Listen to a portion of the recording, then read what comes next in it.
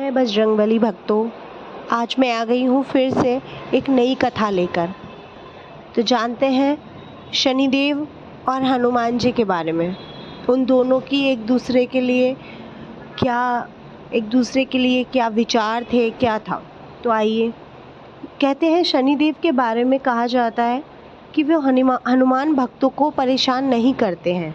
यही कारण है कि शनि की दृष्टि से बचने के लिए हनुमान जी की कृपा करने की सलाह दी जाती है। लेकिन कभी आपने विचार किया है कि आखिर क्यों शनिदेव हनुमान भक्तों को परेशान करने की हिम्मत नहीं जुटा पाते हैं? क्या आप जानते हैं? चलिए आइए मैं बताती हूँ दोस्तों। एक पौराणिक कथा के अनुसार शनिदेव ने हनुमान जी को वचन दिया हुआ है कि वे उनके भक्तों को कभी भी परेशान नहीं करेंगे। आइए जानते हैं इस कथा के बारे में कि क्या है ये कथा। एक बार शनिदेव को अपनी शक्ति पर अपार घमंड हो गया था। शनिदेव को लगने लगा कि उनसे शक्तिशाली कोई भी नहीं है। उनकी दृष्टि मात्र से ही व्यक्ति के जीवन में उथल-पुथल शुरू हो जाती है। शनिदेव इस मंद में चूर होकर ऐसे स्थान पर जा पहुँचे जहाँ पर हनुमान जी ने अपने श्री राम की साधना में लीन थे। तो दोस्तों, भगवान श्री राम की भक्ति में डूबे हनुमान जी को देख शनिदेव ने उन पर अपनी वक्र दृष्टि डाली, लेकिन कोई प्रभाव नहीं हुआ। उनसे क्रोधित होकर शनिदेव ने हनुमान जी को ललकारते हुए कहा कि हे वानर, देख कौन सामने आया है। हनुमान जी ने शनिदेव पर कोई ध्यान नहीं दिया और अपनी भक्ति में लीन रहे। शनिदेव ने सभी प्रयास कर लिए, लेकिन हनुमान जी पर कोई भी प्रभाव नहीं पड़ा। तो शनिदेव का क्रोध 7वें आसमान पर पहुंच गया। तनाव और गुस्से में आकर शनिदेव ने एक बार फिर प्रयास किया और हनुमान जी ने फिर प्रयास किया। यह देख हनुमान जी ने शनिदेव पर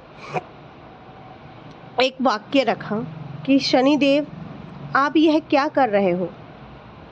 आप क्यों मुझे बार बार ललकार रहे हो?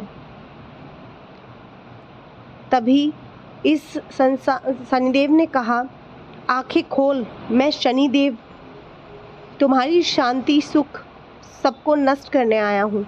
इस संसार में ऐसा कोई नहीं जो मेरा सामना कर सके। शनिदेव को यह विश्वास था कि ऐसा करने से हनुमान जी भयभीत हो जाएंगे, डर जाएंगे और क्षमा मांगेंगे, लेकिन कुछ ऐसा नहीं हुआ। बहुत प्रयास करने पर हनुमान जी ने बहुत ही सहज स्वभाव से पूछा कि महाराज, आप कौन हैं? इस बात को सुनकर शनिदेव को और भी ज़्यादा क्रोध आ गया। शनिदेव हनुमान जी से बोले, अभी इस समय मैं तुम्हारी राशि में प्रवेश करने जा रहा हूँ, तब समझ आएगा कि मैं कौन हूँ। इस बार भी हनुमान जी ने शनिदेव से कहा कि आप कहीं और जाएं और कहीं और प्रभु का सिमरन करें। मेरे सिमरन में बाधा ना डालें, मैं अपने भगवान को याद कर रहा हूँ। शनिदेव को हनुमान जी की ये बात कतई भी पसंद नहीं आई और ध्यान लगाने जाने लगे। हनुमान जी की भुजा पकड़ ली और अपनी तरफ खींचा। हनुमान जी को लगा जैसे कि उनकी भुजा को किसी ने दहकते अंगारों पर रख दिया हो। उन्हें तुरंत एक झटके से अपनी भुजा शनिदेव से छुड़ा ली। इसके बाद शनिदेव ने विकराल रूप धारण करके उनकी बाह को पकड़ लिया और क्रोध दिखाने लगे।